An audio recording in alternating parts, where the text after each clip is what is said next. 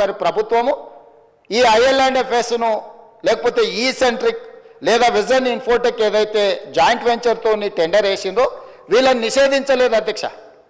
వీళ్ళకి టెండర్ కట్టబెట్టి ఈరోజు తెలంగాణ రాష్ట్రంలో ఉండే 1,52,00,000 ఎకరాలకు సంబంధించిన లక్షలాది మంది రైతుల యొక్క భూముల వివరాలను రిజిస్ట్రేషన్లు చేయడము, డాక్యుమెంట్లు చేయడము, రికార్డులు మెయింటైన్ చేయడము, అన్ని రకాల బాధ్యతలను కంప్లీట్గా ఈ సంస్థకు అప్పచెప్పారు అధ్యక్ష. ఇక్కడ నుంచే ఇక స్టోరీ మొదలైంది అధ్యక్ష. అసలైన స్టోరీ ఇక్కడ ఉన్నది. టెండర్ దక్కించుకున్న ఐఎల్ఎండ్ఎఫ్ఎస్ సంస్థ పేరు మార్చింది అధ్యక్ష. టెండర్ అగ్రిమెంట్ అయిన తర్వాత టెరాసిస్ టెక్నాలజీస్ లిమిటెడ్ అని సబ్సిడరీ యూనిట్ కిందకి అగ్రిమెంట్ తీసుకొచ్చారు అధ్యక్ష.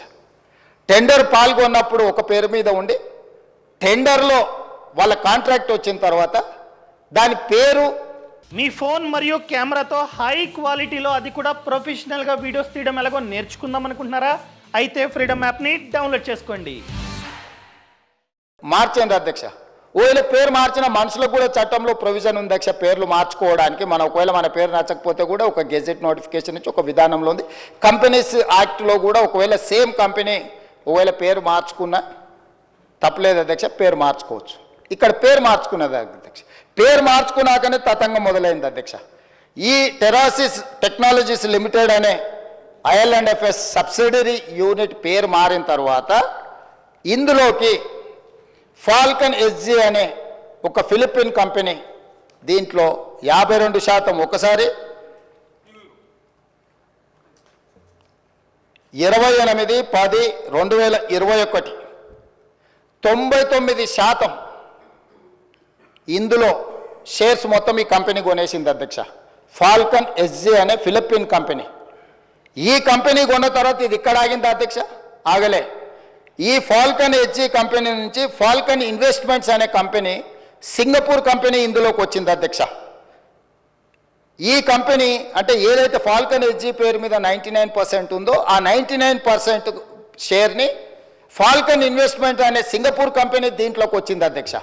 1% మిగిలిపోయింది కదా అధ్యక్ష. ఆ 1% గాదే శ్రీధర్ రాజు ఎవరైతే ఉన్నారో ఆ 1% అతను కొన్నాడు అధ్యక్ష. 1% ఈ కంపెనీలో షేర్ కొన్న గాదే శ్రీధర్ రాజు ఈ కంపెనీకి సీఈఓగా మారిండు అధ్యక్ష.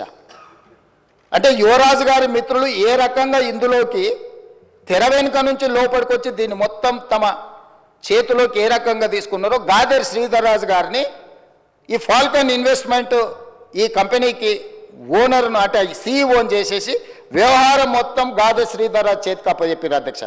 ఇది ఇక్కడ కూడా ఆగిందా అంటే లేదు అధ్యక్ష.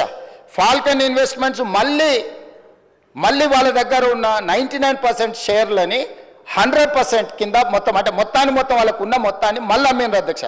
దాంట్లోకి ఎవరు వచ్చారు అధ్యక్ష? Sparrow Investments, GW Sky Private Limited, Hillbrook Investments వీళ్ళు ఒకవైపు వచ్చిండ్రు అధ్యక్ష.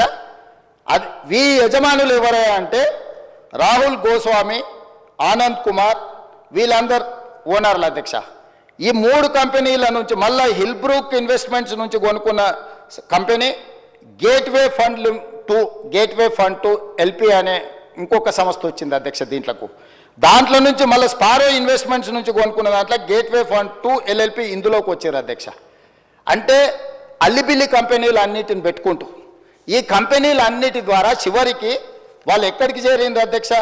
ఈ గేట్వే ఫండ్ టు ఎల్ఎల్పి కానీ ఎల్పి కానీ గేట్వే ఈ లొకేషన్స్ ఇవన్నీ ఒక కంపెనీ రాహుల్ గోస్వామి అండ్ ఆనంద్ కుమార్ అనే కంపెనీ కేమెన్ ఐలాండ్స్ అధ్యక్ష. రెండో company gateway fund to location British virgin islands అధ్యక్ష.